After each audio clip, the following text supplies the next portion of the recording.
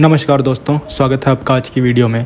पहली खबर की बात करें तो रिपोर्ट्स के मुताबिक जीटीआरई ऑफिशियल्स ने काफ़ी इम्पोर्टेंट बात कही है और उनका कहना है कि एचएएल के कोरापुट इंजन डिवीज़न ने पिछले कई सालों में फाइटर जेट इंजन बनाने का जो प्रैक्टिकल एक्सपीरियंस हासिल किया है उसे फ्यूचर के लिए इंडिजिनस इंजन प्रोग्राम में ट्रांसफ़र करना बहुत ज़रूरी है, वरना AL-31FP इंजन प्रोडक्शन ख़त्म होने के साथ ही ये वैल्यूबल एक्सपर्टीज़ भी धीरे धीरे ख़त्म हो सकती है।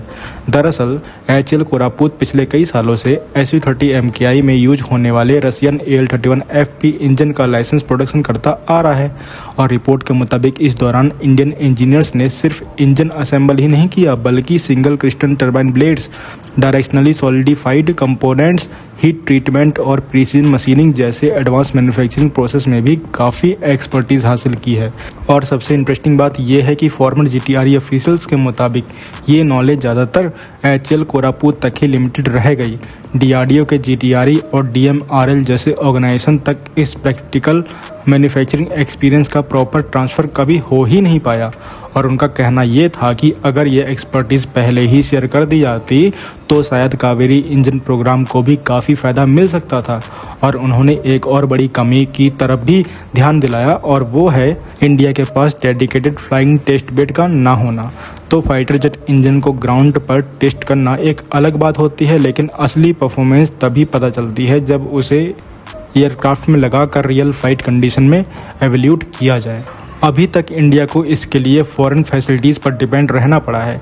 कावेरी इंजन की फ़्लाइट टेस्टिंग रसिया के IL-76 फ्लाइंग टेस्ट बेड की मदद से हुई थी, यानी इंजन डेवलपमेंट का फाइनल और सबसे क्रिटिकल फेज़ इंडिया के बाहर कंप्लीट करना पड़ता है। फॉर्मर ऑफिशियल्स का मानना है कि अगर फ्यूचर में कावेरी 2.0 AMCA के 110 से 120 किलोन्यूटन इंजन और नए इंडिजिनस इंजन डेवलप करने हैं तो इंडिया को अपना खुद का फ्लाइंग टेस्ट बेड भी बनाना पड़ेगा। और इसके साथ ही पहले तो एचएएल कोरापुट का दशकों पुराना मैन्युफैक्चरिंग एक्सपीरियंस प्रिजर्व किया जाए और दूसरा एडवांस मेटलर्जी और इंजन मैन्युफैक्चरिंग टेक्नोलॉजी को डीआरडीओ और दूसरे ऑर्गेनाइजेशन के साथ भी शेयर किया जाए। और तीसरी चीज़, इंडिया अपना खुद का फ्लाइंग टेस्ट बेड डेवलप करे ताकि फ्यूचर में किसी भी क्रिटिकल इंजन टेस्टिंग के लिए फॉरेन इंफ्रास्ट्रक्चर पर डिपेंड ना रहना पड़े।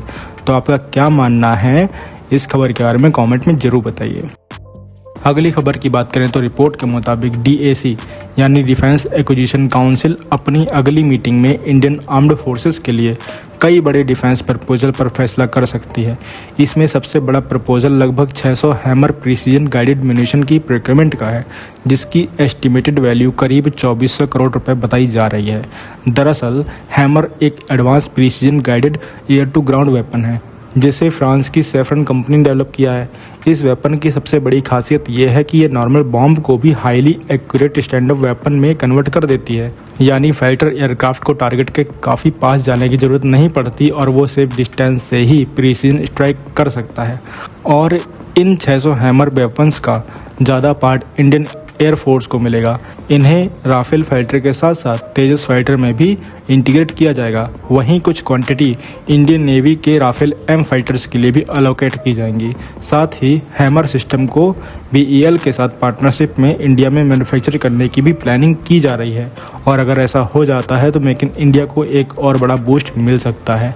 और अगर हैमर की कैपेबिलिटी की बात करें तो इसमें अलग अलग गाइडेंस ऑप्शन अवेलेबल होते हैं, जैसे GPS, इनर्शियल नेविगेशन और इमेजिंग इंफ्रारेड सीकर। इसी वजह से ये हर वेदर कंडीशन में फिक्स्ड और मूविंग दोनों तरह के टारगेट को काफ़ी एक्यूरेसी के साथ इंगेज कर सकता है। माउंटेन वॉरफेयर और हैवीली डिफेंडेड टारगेट के अगेंस्ट भी इसे काफ़ी इफेक्टिव माना जाता है। इंडियन एयरफोर्स ने पहली बार गलवान क्राइसिस के बाद एमरजेंसी प्रोक्योरमेंट के थ्रू हैमर को इंडक्ट किया था। तब इसका ऑब्जेक्टिव राफेल फाइटर को जल्दी से एक all weather precision strike capability देना था। अब अगर नया ऑर्डर अप्रूव हो जाता है और तेजस में भी इसकी इंटीग्रेशन हो जाती है तो इंडियन एयरफोर्स के पास मल्टीपल फाइटर फ्लीट के लिए एक कॉमन स्ट्राइक वेपन अवेलेबल हो सकता है। फिलहाल DAC की फाइनल अप्रूवल का ही इंतजार है अब। और साथ ही साथ रिपोर्ट के मुताबिक DAC अपनी अगली मीटिंग में DRDO के इंडिजिनस MP ATGM यानी man portable anti tank guided missile के लार्ज स्केल इंडक्शन को अप्रूवल भी दे सकती है। अगर इस प्रपोजल को ग्रीन सिग्नल मिल जाता है तो ये इंडियन आर्मी के इन्फेंट्री मॉडर्नाइजेशन प्रोग्राम के लिए एक बड़ा माइलस्टोन होगा। और रिपोर्ट के मुताबिक इस प्रोजेक्ट की एस्टिमेटेड वैल्यू 2600 करोड़ रुपए से ज़्यादा है और इस प्रपोजल के तहत इंडियन आर्मी लगभग 100 missile launchers, 2300 MP ATGM missiles और 5 ट्रेनिंग सिमुलेटर्स प्रोक्योर करेगी और इस पूरे वेपन सिस्टम की मैन्युफैक्चरिंग BDL करेगी। और अगर MP ATGM की कैपेबिलिटी की बात करें तो ये एक 3rd generation fire and forget anti tank missile है। मतलब टारगेट को लॉक करने के बाद ऑपरेटर को मिसाइल गाइड करते रहने की ज़रूरत नहीं पड़ती। मिसाइल लॉन्च होते ही अपने आप टारगेट को ट्रैक कर लेती है, जबकि सोल्जर तुरंत अपनी पोजीशन चेंज कर सकता है। बैटलफील्ड में ये फीचर सर्वाइवल को काफ़ी इम्प्रूव करता है क्योंकि एनिमी को काउंटर अटैक का मौका बहुत कम मिलता है। और इस मिसाइल में एडवांस इमेजिंग इंफ्रारेड सीकर दिया गया है जो लॉन्च से पहले ही टारगेट को एक्यूरेटली लॉक कर लेता है।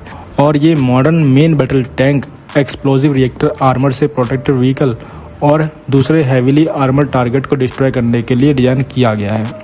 और पिछले कुछ सालों में MP ATGM ने मल्टीपल डेवलपमेंटल और यूजर ट्रायल सक्सेसफुली कंप्लीट किए हैं। इन सक्सेसफुल टेस्ट के बाद ही अब इसे लार्ज स्केल इंडक्शन के लिए कंसीडर किया जा रहा है। इसके सर्विस में आने से इंडियन आर्मी की imported anti tank missile system पर डिपेंडेंसी और भी कम हो सकती है। और डिफेंस मिनिस्ट्री फ्यूचर में प्राइवेट डिफेंस कंपनीज को भी इस प्रोग्राम से जोड़ने की प्लानिंग कर रही है ताकि इससे प्रोडक्शन कैपेसिटी बढ़ सके, डिलीवरी टाइम कम हो सके और फ्यूचर एक्सपोर्ट के लिए भी एक स्ट्रॉन्ग मैन्युफैक्चरिंग इकोसिस्टम तैयार हो सके। अगली खबर की बात करें तो इंडिया अपने S-400 एयर डिफेंस सिस्टम को और भी एडवांस बनाने की तैयारी कर रहा है। यहाँ सिर्फ नए लॉन्चर्स खरीदने पर फोकस नहीं किया जा रहा बल्कि इसके रडार, सॉफ्टवेयर और ओवरऑल एयर डिफेंस नेटवर्क को भी अपग्रेड किया जा रहा है। और रिपोर्ट के मुताबिक इंडियन डिफेंस प्लानर्स S-400 के 91 N6E big bird acquisition radar और 96 L6E सर्विलांस रडार के सॉफ्टवेयर और हार्डवेयर अपग्रेड पर काम कर रहे हैं। इसका ऑब्जेक्टिव स्टील्थ एयरक्राफ्ट, ड्रोन और इलेक्ट्रॉनिक वॉरफेयर सिस्टम जैसे मॉडर्न थ्रेट को और ज़्यादा इफेक्टिवली डिटेक्ट और ट्रैक करना है। साथ ही सिस्टम की जैमिंग रेजिस्टेंस को भी इम्प्रूव किया जाएगा ताकि हैवी इलेक्ट्रॉनिक वॉरफेयर इन्वायरमेंट में भी S-400 अपनी परफॉर्मेंस मेंटेन रख सके। और इसे फ्यूचर में आकाश NG, MRSAM, प्रोजेक्ट कुशा और दूसरे एयर डिफेंस सिस्टम के साथ इंटीग्रेट किया जाएगा। और इसी स्ट्रेटजी का एक इम्पॉर्टेंट पार्ट है बड़ी फायरिंग कॉन्सेप्ट। तो इस मॉडल में S-400 लॉन्ग रेंज और हाई वैल्यू टारगेट जैसे stealth fighter, ballistic missiles, cruise missiles और अवाक्स एयरक्राफ्ट को इंगेज करेगा। वहीं ड्रोन्स, हेलीकॉप्टर या कंपैरेटिवली लोअर प्रायोरिटी थ्रेट को आकाश NG और MRSAM जैसे इंडिजिनस सिस्टम हैंडल कर लेंगे। इससे S-400 के एक्सपेंसिव इंटरसेप्टर सिर्फ सबसे डेंजरस टारगेट के लिए ही रिजर्व रहेंगे और पूरे एयर डिफेंस नेटवर्क की एफिशिएंसी काफ़ी बढ़ जाएगी। और रिपोर्ट के मुताबिक DAC ने फ्यूचर रोडमैप में S-400 डिप्लॉयमेंट को भी एक्सपेंड करने की प्लानिंग को अप्रूवल दे दिया है।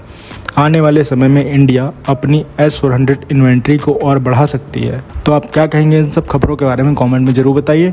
मिलते हैं नेक्स्ट वीडियो में। Thanks for watching. जय हिंद, जय भारत।